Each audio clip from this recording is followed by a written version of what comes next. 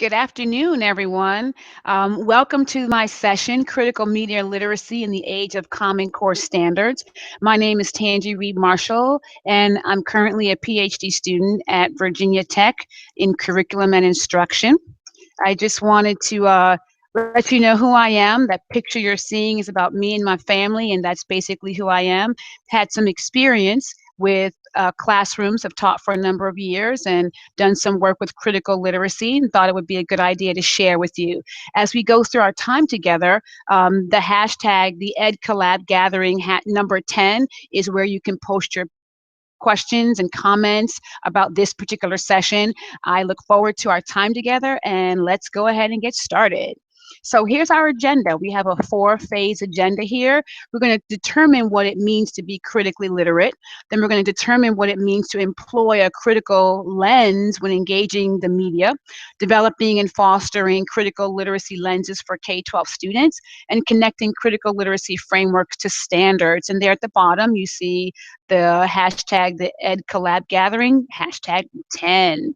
So, what is critical literacy? It's an instructional practice which engages assembly, manipulation, and constant renegotiation of practices that encourage people to become active participants that question how the world is and work toward more just images of what it might be. And that's out of work from Vance Lew's 2003. A little bit of background on this comes basically out of the work from Brazilian philosopher Paulo Freire, and he did some work with farmers and getting them to question the imbalances in their environment, thinking about why people live the way they live, why people have what they have, and why those imbalances existed. And from there, he was able to help them build literacies to allow them to increase their reading and then politically engage in their world. And that's why we have a critical literacy lens going on here. So I want you to think about literacy in layers. First, we have functional literacy. What does it mean when literacy is functional? Think about how you engage in your everyday life. You drive your car, you go to restaurants, you go to the library, you read signs. Functional literacy allows you to get along in the world in everyday society. Then, as we move up and through this ladder, we think about social and discourse literacy. Social literacy and discourse literacy is a little bit more targeted. It is the ways in which we connect the multiple intersections of our lives, how we get along if we are bankers, what's the language of being a banker, how we engage in that space of being a banker, what is the life of being a teacher, what are the discourse frames, how do I speak as a teacher, how do I engage as a teacher, what does it mean to be that? So and what are the other social ways in which we engage and are able to be successful in those environments? And social and discourse literacy allows us to be more targeted and allows us to be more specific. It is a little bit deeper than functional, but still has a broad based sense of how we engage in understanding the world. When we get to the critical level, we think about how do we challenge and question the way images come to us? How do we question and critique the way writers advance their ideas on paper? How do we think about the ways that writers put their thoughts together and the words that they use? And we challenge the power dynamics that exist on paper, on images, in music, and in the news. And that's why we've really taken this idea of layers of literacy. And just know that this is a simplified version of layers of literacy because obviously literacy is a lot more complex. But for our time today, we're going to stick with these three layers, knowing that there are more. So, thinking about an instructional framework for critical media literacy, or CML. Traditional literacy, when we think about traditional literacy, we want to think about it assumes that a text is fixed and the language is fixed as well. It also assumes that texts include no bias, that you take them at face value on the page. And then it assumes single answer possibilities. And we see this traditional aspect of literacy in the kinds of multiple choice tests that students get. There's a question, there are four choices, one answer is absolutely the correct answer, and the other ones are wrong. When we move continuing up the ladder of literacy or through the ladder of literacy, we get to critical thinking. A lot of attention is paid to critical thinking because we say that kids need to be critically literate. They need to engage in critical thinking. When we think about critical thinking, we also tend to think that there are specific lessons that you can devise to teach critical literacy, critical thinking. And critical thinking is not something that you necessarily do, but you become a critical thinker.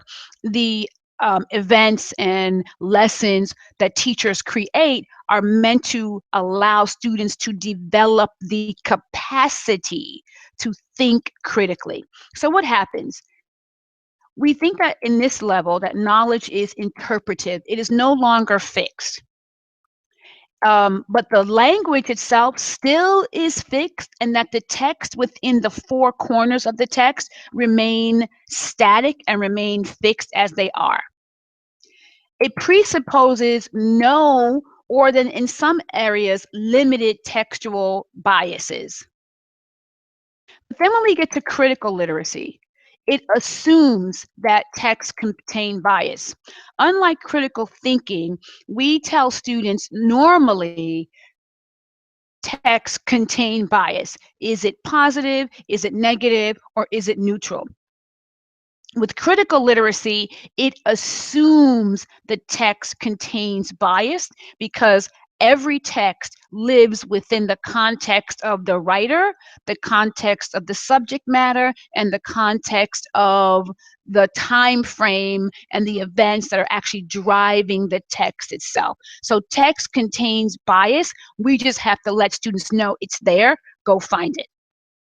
It recognizes contextual impact to text. Like I just said, it's really important that students have a wide lens and assume that texts are going to have context around them, that the text is not self-generating, but it is a relationship between what a writer is thinking at any moment regarding a subject matter he and she chooses to write about.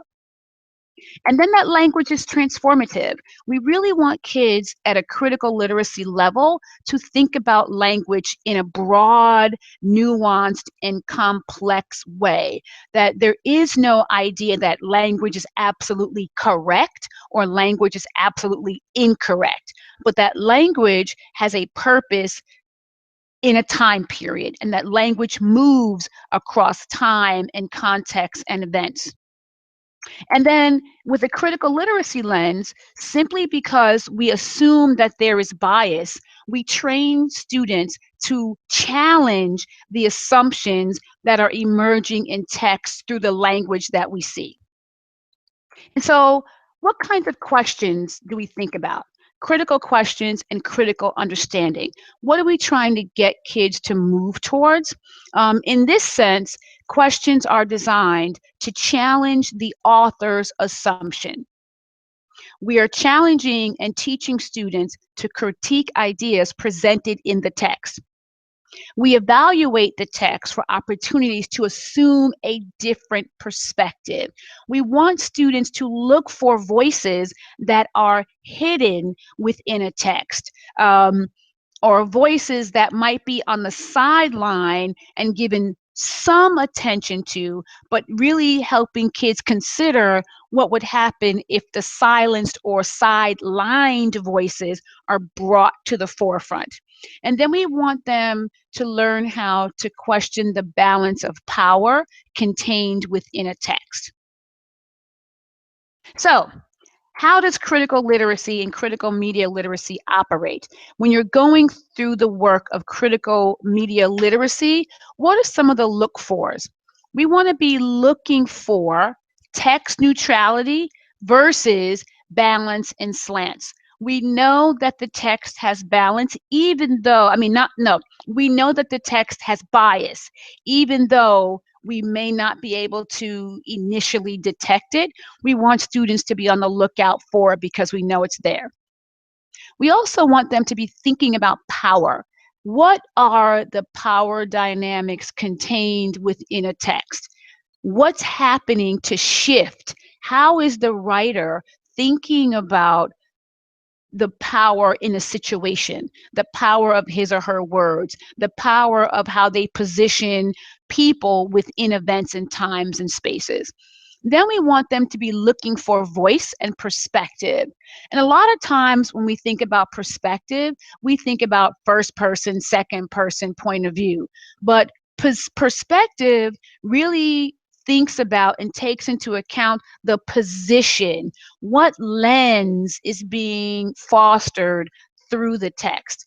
And then thinking about social and linguistic dynamics, what kind of words are being used? How are they being used? Are specific ideas being couched in big terms when more targeted terms would be necessary, or the reverse? Um, Think about local and global issues. How are they being handled in a text? Is there a dominant culture perspective overriding global ideas, or the position in which global ideas are discussed? And then we want students really having opportunities to grapple with the possibility of multiple meanings in a text. So, what does this look like when you ask questions? We know what regular questions we ask about comprehension, comparing and contrasting, who are characters, what are settings. But when you take a critical literacy lens, particularly towards media, think about these questions. First question, whose perspective or voice is silenced? Whose perspective or voice is privileged? What does that mean for a text to have a privileged voice or a silenced voice? How are ideas being advanced from the notion of privilege versus silence?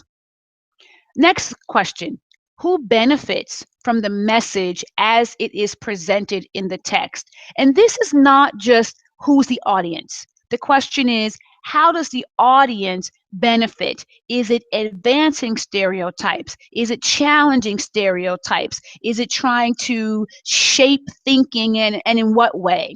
And then we want to think about, are the representations accurate? Are they fair? Are they reasonable? Are stereotypes being reinforced in the text? So some other questions. How would the inclusion of a critical or silenced voices impact the text overall? Having students consider what would happen if the silenced voices came into the text, really getting students to think about having a conversation between the privileged and the silenced. Really want them thinking about, why is the information presented in the way it is? Is there another perspective available that may impact the overall meaning of the text? So really getting students beyond the, what is the central idea? What is the craft? How did the author structure the text? But structure in terms of structure in terms of the balance of power, structure in terms of voicing and privileging and silencing ideas or concepts or people in the text. So then, once we deal with this whole idea of critical questioning, we want to take the text a step further and think about problem posing. What does it mean for students to now take a text and move towards posing problems or challenging? So problem posing allows people to develop their power to critically perceive the way they exist in the world. So if they look at a concept or a topic, say equity pay, which we're going to deal with in a few moments, how do they fit into that conversation about equity of pay? And then problem posing and challenging, unlike the banking of education, problem posing education requires dialogue as indispensable to the act of cognition. So as I pose problems, my cognition is further engaged. And this idea of banking, again, harkens back to Paulo Freire that I mentioned earlier, in the sense that the wide opinion about students tends towards them coming to education as blank slates, waiting to be filled, almost like a piggy bank, that when you get it, it's empty, and you sit back and you fill them with knowledge from on high. Problem posing fosters and creates critical thinkers as students engage in deep analysis of their environments while they're engaging with texts. So we're really bringing students to do real world analysis of what's happening in text and how the text connects them to their world, and challenge them to ask critical questions around their texts. So let's now begin to connect this to standards. And if we think of reading for literary text and reading for information, anchor standard number 4, that standard says we want to interpret words and phrases as they are used in a text, including determining technical, connotative, and figurative meanings, and analyze how specific word choices shape meaning and tone. So let's talk about this conversation of equal pay for all women. Let's read this. It says, women working full-time in the US were typically paid 80% of what men were paid in 2015, and the pay gap was worse for women of color. This is an excerpt from an article in USA Today from April 3rd, 2017. Let's look at some critical questions. First question, how are women represented in the USA Today excerpt? So if we go back, working women, it says women of color. So in this way, women are being seen in two different perspectives. One is women as a whole, but then a separate tagline for women of color.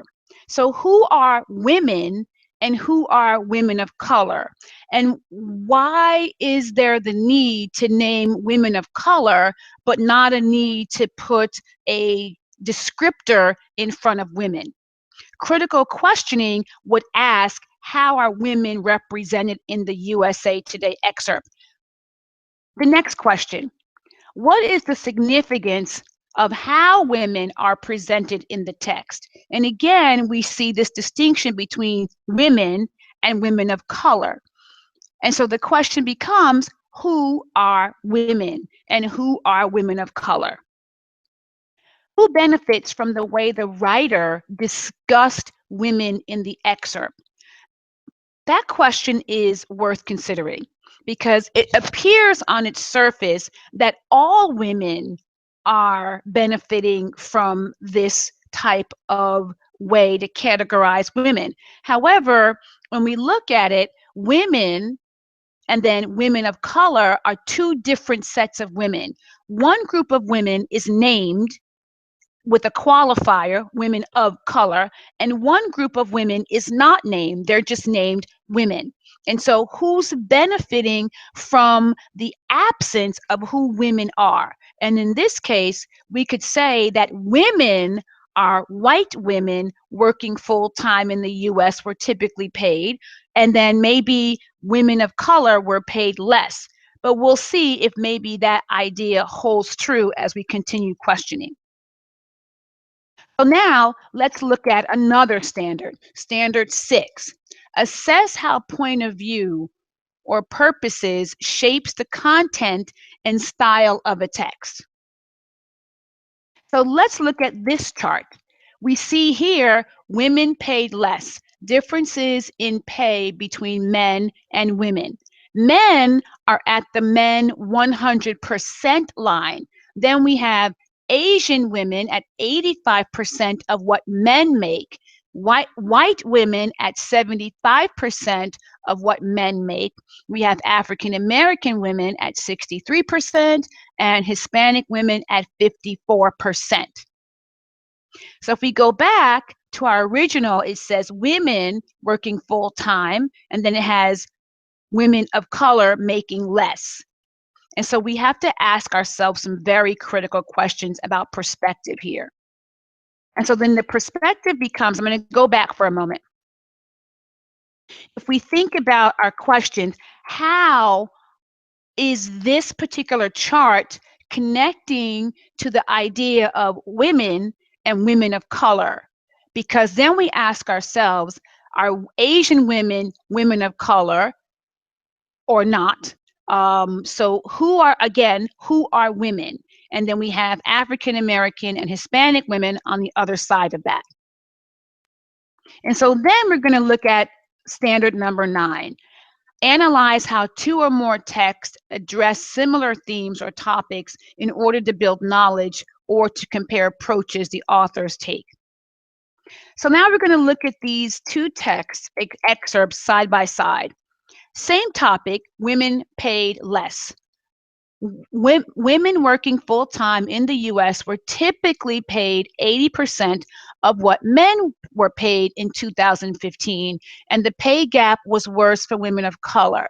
And then we see the chart. We have Hispanic, African American, white, and Asian, and we see their different percentages. And then we see the red line at the top, meaning men, 100% looking, that's the 100% line, and that's the comparative side. So our question becomes, who are men in the chart? And in that question, we can say, we don't know for sure. We might need some more analysis. We're building knowledge here because we're looking at how much women are being paid percentage-wise to men. So who is absent from the conversation about pay equity? Much like they show women, working women, and women of color, all men have been put under the category of men at 100%. But if we're asking kids to really think deeply, we can ask them to make some assumptions about who men are in the chart based upon what they're seeing about how the different groups of women are stacking up against the 80% and who gets paid less than 80% in conjunction or in relationship to the men. Say, what are readers meant to understand? It's a little bit different than your standard, what's the central idea here? And that's different because it's asking students to really consider the language, really consider how words are being used and what descriptors are used to describe which group of people and which descriptors are not used. And in the absence of a descriptor, what message is sent? That's what you get after when you look at what are readers meant to understand. And then what challenges does this text pose? So if we go back and think about, I'm going to go back again. We think about these 2 text excerpts side by side. What does it mean for what is actually going on here? Who is benefiting most from the way in which this text is constructed and what language is inside this text? So, what challenges does this text pose? It poses several challenges because it gives us the idea that students really have to step back and analyze language not as something that is fixed, but language as something that is really, really fluid and meant to shift the way we make understandings. And so, critiquing media with questions. Evaluate the representation of women in both texts. In both texts, the women are seen in different categories. But in the first text, you have women and women of color. And then you ask yourself, are Asian women women of color, or are only those who are below white women considered women of color? And what does that mean? And then the next question becomes, what's the effect on the reader's understanding of pay equity as advanced through these texts? That's an interesting question. We are to understand that, yes, in some cases, women well, in all cases, women are being paid less than men make. So men represent $1 versus $1. Certain women represent $1 and 50, then the other side is 54 cents. Another group of women is $1 and then 63 cents. Then the other group is $1 and then 75 cents. And one group is $1 and 85 cents as a comparative. So what's happening and what they're meant to understand about a couple of things. Number one, who are women? Who are women of color? Who are men? And do all men equal 100% pay equity? Is there equity among pay for men, or is this equity only an issue of men versus women? And your next question is, how might the language in each text impact a reader's understanding of what it means to be a woman or a man?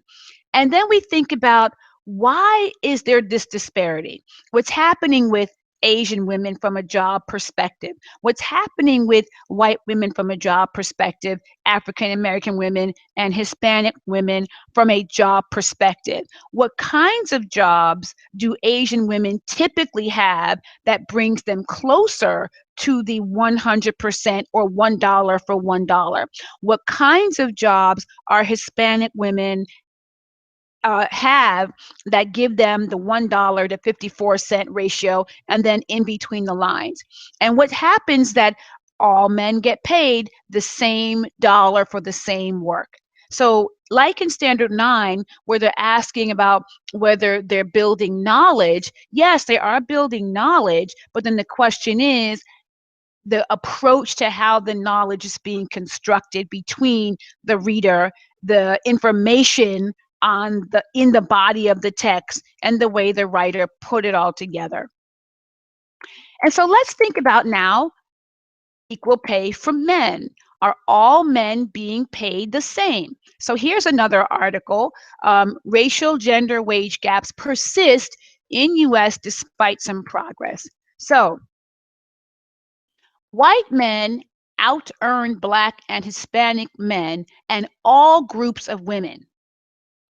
That's very, very different than how some of our other texts were presented, because here they specifically name who men are. So right now, we can harken back to our chart that had the men at 100%. And maybe what it should say is white men equals 100%, because white men all get paid dollar for dollar the same. So what happens? Something interesting happens. Asian men earn 100%, 117% as much as Asian men are above the 100% line, because white men equal 100%. And then we have Black men at 73% and Hispanic men at 69%. So again, we make a very different distinction about who equals men. And in this particular article, this particular text lifts out the categories of who men are in ways that are different than the way women were talked about. And so in this one, it's very clear that white men equals 100%, Asian men are above the line, and African American or Black and Hispanic men are below the line. But in all groups, women are below 100%. So from a critical perspective, a question could be asked, well, how is it that we're not thinking about his Asian men as 100%? Why would Asian men not be the 100% line, and then white men, and then all other groups fall below that line to show gaps as they actually occur?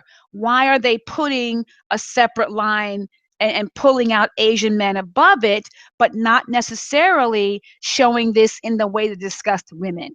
And so those are the kinds of critical literacy questions we really, really want students thinking about. So when we think about the fact that men as a category has now been itemized, Black women, Hispanic women are below the line, as are white and Asian women. Asian men are above the line, but Black men are at 73. So 100% does not actually equal 100%, because in this particular text, we see the way it's laid out. And if we ask questions about the dynamic of power, we have to think about who is benefiting from the way in which this headline is pushed. The second line here makes a distinction, and it doesn't say Asian men out earn all other groups of men and women. It's specific to show white men out earn Black and Hispanic men and all other groups, and then embeds the information about Asian men within the body of the chart. And so we want to be able to get kids to key in on text structures and layouts to really begin to see how are messages being advanced inside text? How are ideas being advanced in a text? And who really is benefiting from the way in which texts are shaped and ideas are constructed, and the way words are used and placed on a text? So if we think about this in terms of another standard, a really common standard, standard 2, determine central ideas or themes of a text and analyze their development, summarize the key supporting details and ideas. So if we critically deconstruct, what did you notice about the language in the chart? We noticed the way in which white men were positioned, the way Asian men were positioned, the way Black men and the way Hispanic men were positioned, and the way women were positioned in the text altogether. And then we think about what central ideas are advanced through the chart. And if we go back and look at, sorry about that, if we go back and look at women in this particular chart are put off to the side as a whole group, and within the body of the chart, we see that the Asian men are put in there positionally. We know that they earn more, and I've drawn it out for you so you can see it more clearly, but in the body of the text, it's actually embedded within softer fonts inside the text. And we see how African American or Black men and Hispanic men, their numbers and their chart lines are shown within the text. About the central idea of the chart, it's really building knowledge, so we can go back to standard 9. It's building knowledge about the concept of pay equity across all of the groups, but it's also giving us a peek into positionality. It's also giving us a peek inside the premise of who has power in the discussion about pay equity by group. And we can see that there are certain groups of people who have positional power within the body of text, even when they are making less than 100%. There's still a power dynamic at play. There's still a privilege at play. There's still a marginalization of voice and perspective at play, even in the way numbers are pushed out and shared through. How does the language open an opportunity for readers to renegotiate the way facts are represented? A lot of times when we deal with facts as if they are completely and utterly unchallengeable, particularly if the facts are numbers. And so in the chart with the men, where it showed men were 100%, we now know line should say white men equals 100%, because later on we showed Asian men were above the line, and then all other groups were proportionately below the line. So maybe we should say, or level set, the number that Asian men equal 100%, and then all other male and female groups will fall below that line. But then the question becomes, what would happen if we put Asian men as the 100% line, and then every other group falls below that? What are the positional and power dynamic challenges in renegotiating or challenging or repositioning the way these facts are represented, and who gets named in what hierarchical position? That's a question that students have to begin to negotiate. There's so much going on in the media these days. It's really important for students to have a way to renegotiate, to critique, and to challenge. And then the next question is, what problems does this text pose? Kids have to ask that. It's not enough to ask them, what's the central idea? How did the author structure the text? Summarize this text for me. What problems does this text pose? It poses serious problems. It offers students a space of dialogue. These kinds of questions open the door for students to begin to address other standards, your speaking and listening standards. These kinds of questions flow right into Socratic seminars. How does the positioning of information pose a problem for humanity, for our understanding of who we are as people in relation to other people? That's a really important exercise for kids to engage in. And these are small, quick texts that you can lift out of a larger text and then do this kind of deconstructive critical media analysis, and then put them back into the body of a whole text and increase dialogue and deepen conversations. So, critical instruction. What is necessary to bring a critical media literacy perspective to instruction? That's a great question for you to think about as you tweet about this, and go to the hashtag, the Ed Collaborative Gathering, number 10, and think about, what would you do differently or to enhance these kinds of critical media literary perspectives? What kinds of questions might you begin to ask people to do, or ask your students to consider, as you play around with extending their knowledge beyond the who wrote the text, where was the text written, and really getting them to challenge the way ideas are flowing through the text? Thinking about, when they say things like women, do they really mean all women, or do they mean a particular group of women as positioned to other groups of women? And then the next question is, how might a critical media literacy perspective engage students and foster deep literacy? That is an important question as we think about preparing students for college and career readiness. And it's important to be able to have students do multiple choice questioning, because that's the way students are measured, but it's important to do more than that.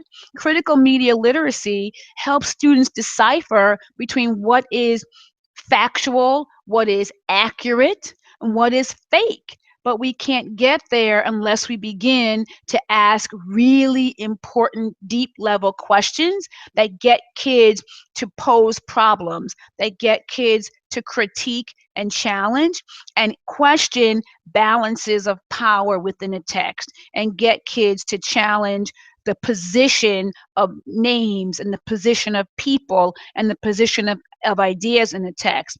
And it's really important to say not just who is the author, but who is the author from a contextual standpoint.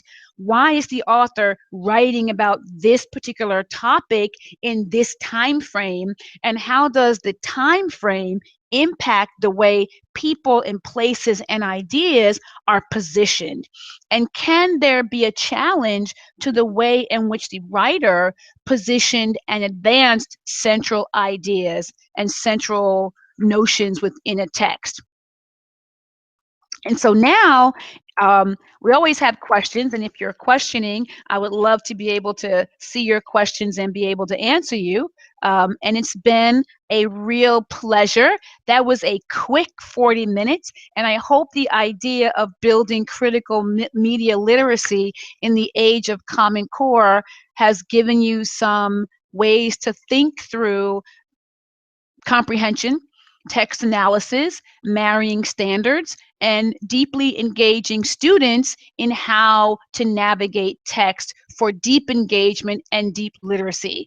It's been my pleasure to hang out with you today. My name is Tanji Reed Marshall, and have an awesome day. Thank you so much.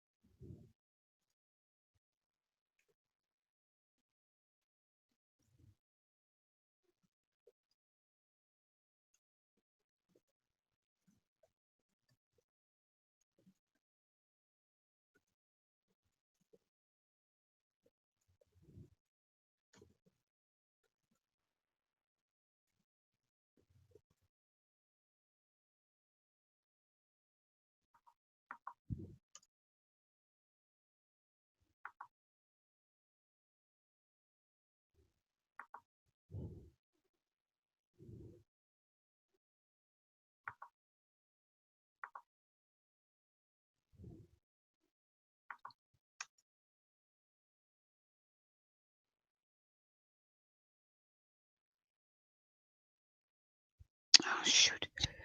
Oh, Melissa, I'm having trouble.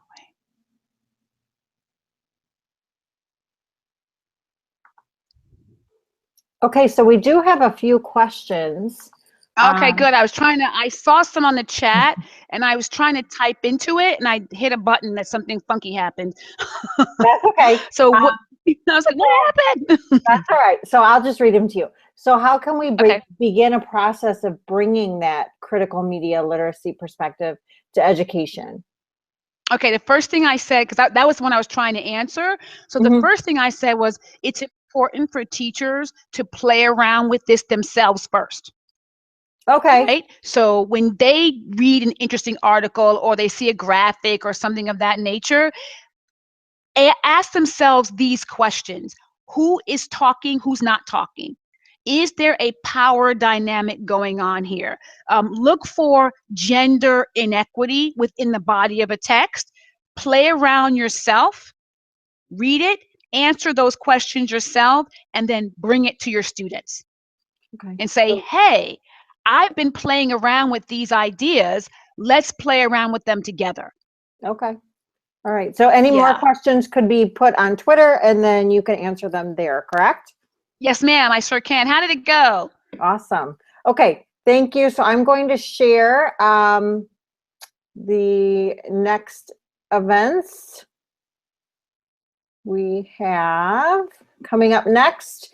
We have a session about trusting the experts, about authenticity, audience purpose, and voice. We have a session about literacy teaching in the era of higher standards. We have one with family engagement, and then we have one about a professional learning path. So please join for the next session. Thank you, everyone, and thank you to Tanji. Thank you. It's been a pleasure. Have a good day, everybody. I'm going to go on Twitter. Thank you. All right, are you still there?